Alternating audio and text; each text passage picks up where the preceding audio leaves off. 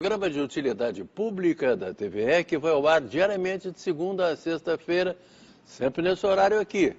Termina o radar, termina a boa música do radar, aí a gente já começa a tratar dos assuntos que você já sabe. A gente trata aqui de direito do consumidor, direito do trabalho, direito de família e direito previdenciário.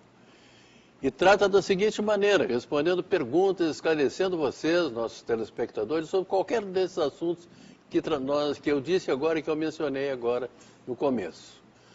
Vocês podem mandar perguntas para cá sobre as dúvidas que vocês tiverem.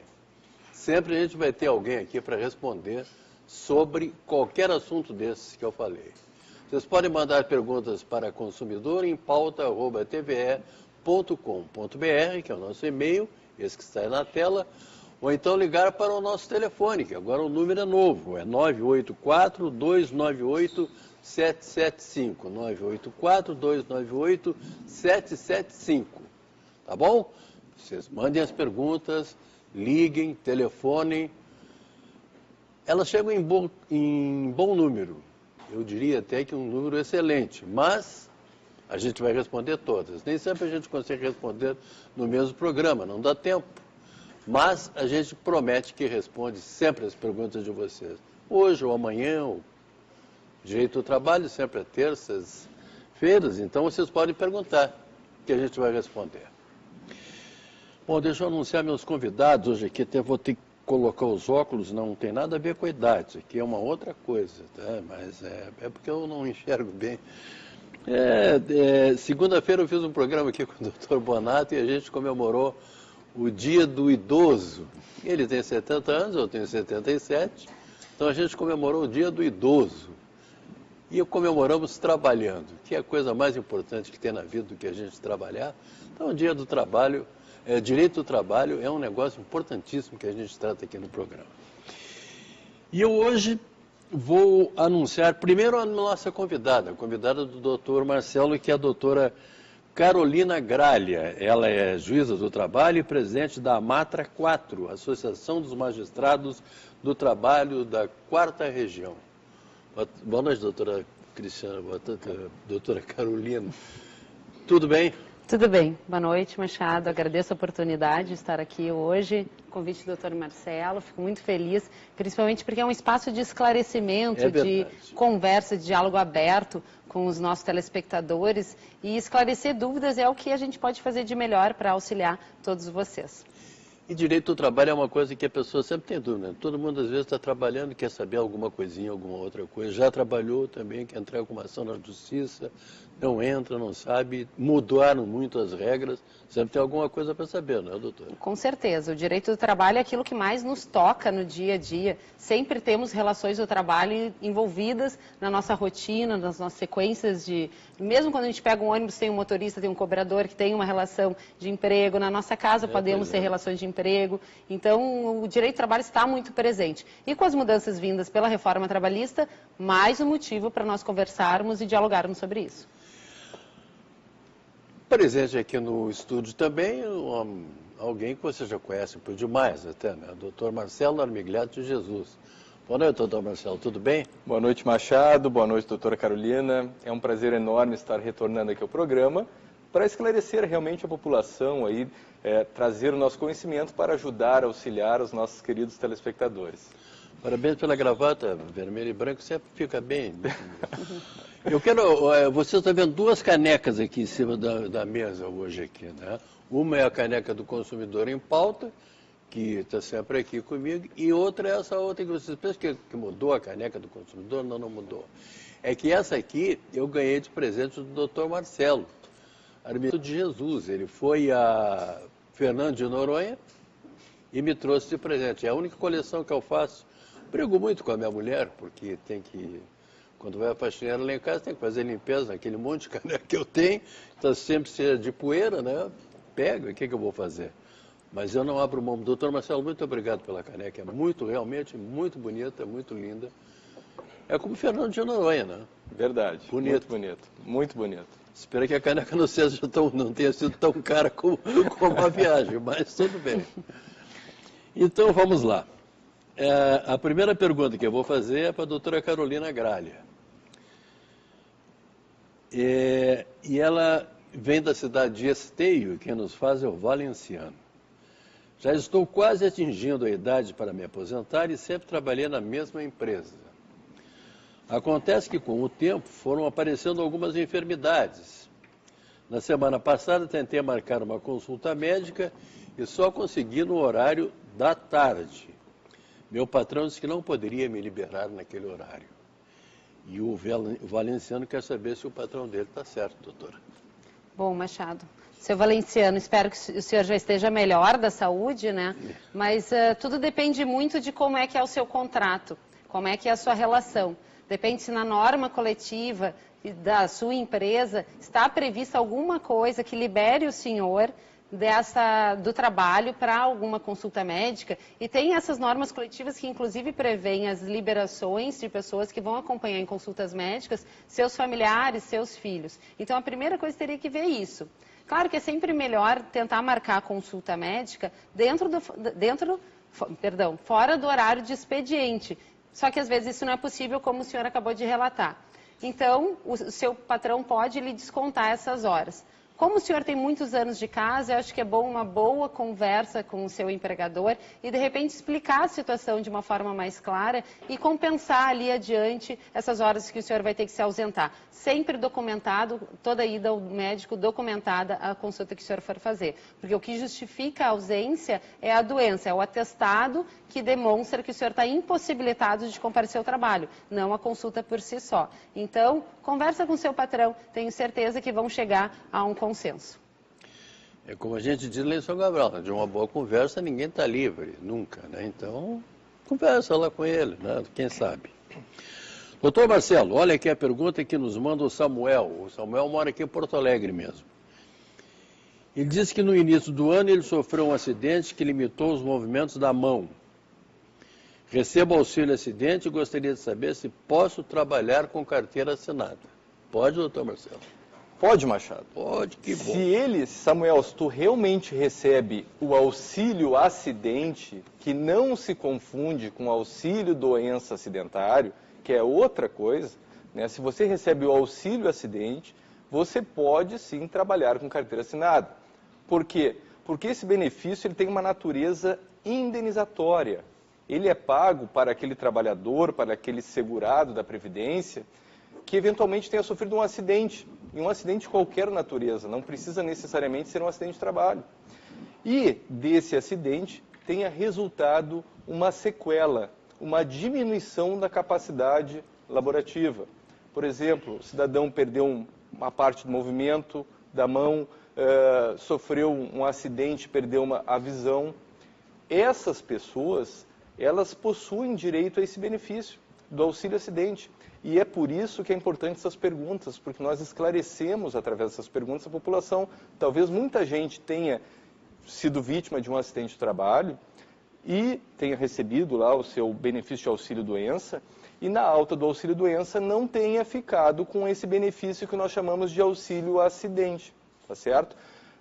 Então você poderá sim trabalhar de carteira assinada. Esse benefício ele será pago pelo INSS até a sua aposentadoria, e o valor desse benefício ele é de 50% do seu salário de benefício. O que é isso? O INSS faz uma média das 80% maiores contribuições de julho de 94 até hoje, e se essa média der 1.500, você vai receber metade, você vai receber R$ 750 até o momento da sua aposentadoria. Agora, se você recebe o auxílio-doença, aí não. O auxílio-doença é o benefício pago pelo INSS em função de uma incapacidade para o trabalho, tá certo? Se for auxílio-acidente, não tem problema nenhum.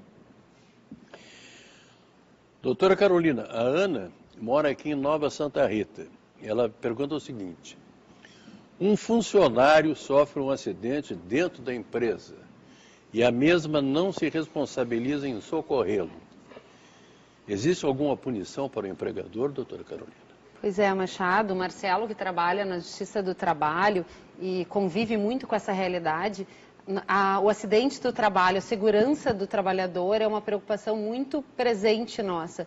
Nós temos feito muitas campanhas de conscientização da importância da segurança do trabalho e quanto isso vem ao encontro de todos, não só do trabalhador, mas como também da empresa e da sociedade como um todo. Porque na questão previdenciária, quem paga ao final somos todos nós, e não só aquele que sofreu o acidente. Quando um empregado sofre um acidente dentro da empresa, agora respondendo a pergunta da Ana, evidentemente que a empresa tem estrutura e deve socorrê-lo.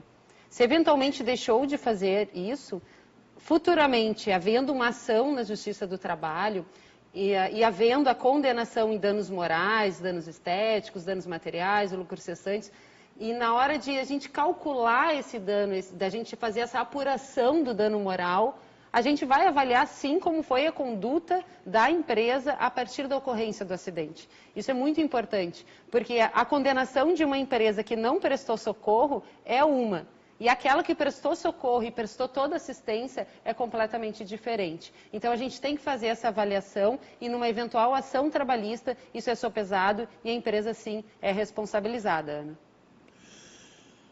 Eu só, como eu digo, como é importante a gente, hoje a gente está tratando aqui de direito do trabalho, é importante que vocês perguntem, porque o esclarecimento é dado exatamente por quem está absolutamente inteirado do assunto. Hoje nós estamos aqui a presidente da Matra 4, a doutora Carolina Gralli e o doutor Marcelo Armigliato Jesus, que são especialistas em direito do trabalho. Tá bom? Viram? Quando eu digo para vocês às vezes não acreditam, né? Mas é assim mesmo. Doutor Marcelo, vamos lá então para mais uma pergunta. O Fabiano aqui de Porto Alegre, ele quer saber como e onde posso verificar se a empresa repassou o que foi recolhido para o INSS.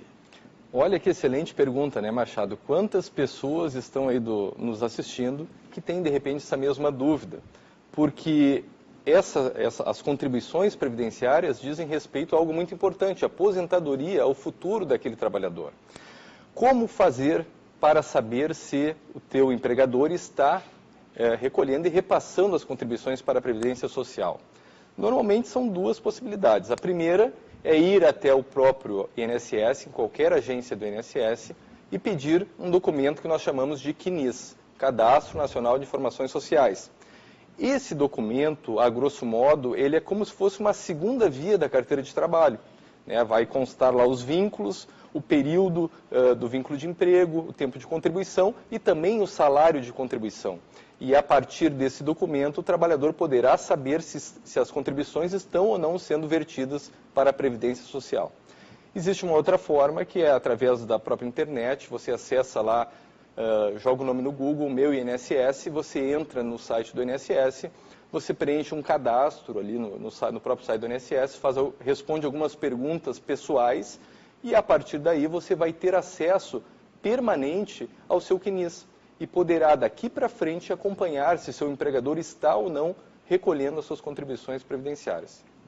E eu até vou fazer uma parte, por favor, porque isso é bem interessante. Muitas vezes a gente tem um problema de extravio de documento. E numa situação em que nós perdemos a carteira de trabalho, o CNIS pode nos auxiliar para fazer essa reconstrução da nossa história no trabalho, quais foram os nossos contratos, períodos e até eventualmente comprovar a experiência. É bem importante saber disso também. Verdade. Doutora Carolina, a senhora já se deu conta, eu não falei antes, mas claro que a senhora já deve ter se dado conta que as perguntas mais fáceis ficam exatamente para o convidado. Né? O doutor Marcelo responde as perguntas mais difíceis aqui. A gente sempre faz essa jogada aqui para não... Agradeço. Não ter... Doutora Carolina já viu que as perguntas fáceis mesmo estão sendo encaminhadas para ela. Brincadeiras à parte, vamos lá que nós temos mais uma pergunta aqui, doutora Carolina. A Daiane, aqui de Porto Alegre, ela manda elogios ao programa, agradece aos participantes que respondem aos questionamentos.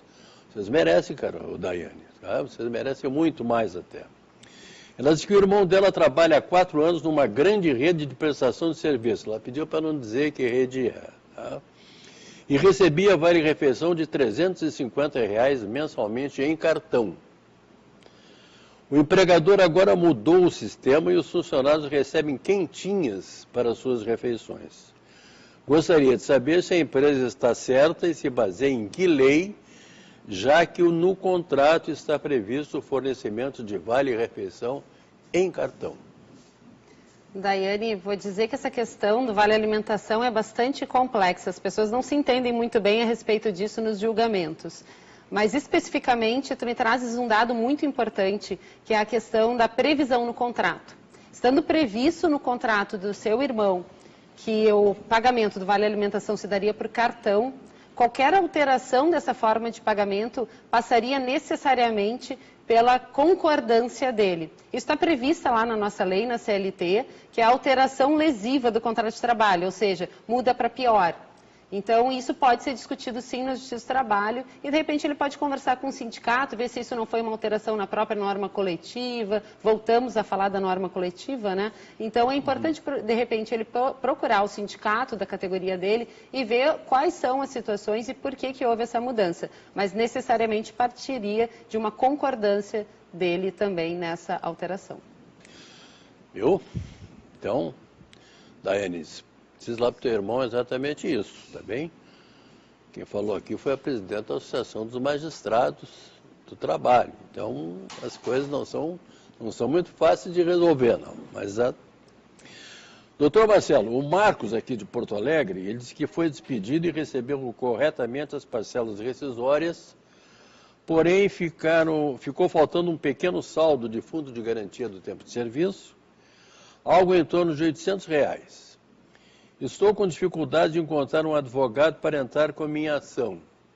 O que fazer? Marcos, realmente quando o valor perseguido ele é um valor pequeno, e no caso é R$800, eu acredito que realmente tu estejas com alguma dificuldade de encontrar um advogado. Tá? Não é o ideal, mas a Justiça do Trabalho oferece a possibilidade, tem um artigo 791 da CLT, do próprio trabalhador buscar o seu direito, sem a necessidade de contratar um advogado. E por que eu digo que não é o ideal? Porque o advogado é aquela pessoa capaz de esclarecer o trabalhador e de repente, demonstrar direitos que ele sequer sabia que possuía, né? Mas, considerando a hipótese da pergunta, que é um valor pequeno, você poderia ingressar com esse pedido diretamente na Justiça do Trabalho, não é comum, mas está previsto em lei. E pelo valor dessa diferença, o rito do seu processo seria um rito que nós chamamos de rito sumário, que é um rito destinado àqueles processos com valor da causa de até 2 salários mínimos. E o que isso implica? Implica uma celeridade, porque no rito sumário não há a possibilidade de recurso, a menos que seja uma matéria constitucional, mas aqui uma diferença de fundo de garantia não é. Então você poderia ir até a Justiça do Trabalho. Fica a dica para os demais telespectadores que estejam nos assistindo e com esse mesmo problema, poderia ir até a Justiça do Trabalho e ajuizar uma ação sem advogado. Doutora Carolina, a pergunta agora é do Wilson. Ele não diz de onde é, mas ele quer saber o seguinte. Ele diz que trabalhou num condomínio durante 10 anos. A escala era 6x1. De segunda a quinta-feira ele entrava às 15 horas e 20 minutos. Sexta-feira ele entrava às 7 horas e sábado ele entrava às 19 horas. No início do ano de 2017, colocaram um folguista e seu salário foi reduzido, pois não fazia mais as 12 horas. Ele quer saber se tem direito ao ressarcimento por tirarem as horas extras que ele fazia. Wilson, eu não compreendi muito bem como é que era a tua jornada, mas mais pela escala 6x1 e a redução das horas extras no final com a contratação de um folguista. Acho bom a empresa estar se preocupando com a sua saúde mesmo, em reduzir a sua carga horária, que 6x1 é uma jornada bastante cansativa, exaustiva, mas tem esse problema na parte financeira. Mas a lei, né, na verdade, uma decisão, que a gente chama de súmula, abarca essas situações. Quando é suprimida, quando é retirada a hora extra habitual, uma quantidade de horas extras que o senhor fazia com muita frequência e de forma regular, existe uma previsão de indenização, sim. E acho que nesse momento o senhor deve procurar um sindicato ou um advogado para lhe esclarecer as formas que o senhor vai buscar essa indenização. É uma forma de compensar aquilo que o senhor, financeiramente, aquilo que o senhor vinha recebendo. Mas acredite em mim, a sua saúde vai lhe agradecer daqui a alguns anos pela exaustão que o senhor vinha trabalhando numa quantidade tão alta de jornadas de trabalho. É verdade. Silvio, eu, sinceramente, Silvio, a nossa produtora, eu não entendi quanto tempo eu tenho ainda de programa, mas eu vou fazer uma pergunta ao doutor Marcelo, então, por favor. Tá, então tá. Doutor Marcelo, a dona Eni mora aqui em Porto Alegre. Ela é aposentada pelo INSS e trabalha como cuidadora de um senhor idoso. Ficou 13 dias hospitalizada, mostrou atestados, mas o empregador disse que ela não tem direito ao pagamento desses dias por ser aposentada. Ela informa que, apesar de trocar fraldas e cuidar de feridas do idoso, não ganha insalubridade, já que o patrão disse que ela é considerada empregada doméstica e que vai demiti-la por apresentar muitos atestados. E a dona Eni quer saber que direitos ela tem, doutor Marcelo. Olha, dona Eni, realmente no caso de empregado doméstico, os atestados, as ausências ao trabalho, elas não são pagas pelo empregador doméstico, ainda que inferiores a 15 dias. Elas são pagas pelo INSS. É uma situação que se equipara ao contribuinte individual, ao autônomo, certo? E além disso, você nos informa que está aposentada, né? E é vedado o recebimento da aposentadoria e de um outro benefício, no caso, um auxílio-doença. Então, o teu empregador está correto em relação a essa primeira parte da pergunta. Em relação ao adicional de insalubridade, nós tivemos a Lei Complementar número 150, que ela trouxe muitos direitos para o empregado doméstico. Porém, o adicional de insalubridade não encontra ainda previsão para os trabalhadores no âmbito doméstico. Então, você também não tem direito ao adicional de insalubridade.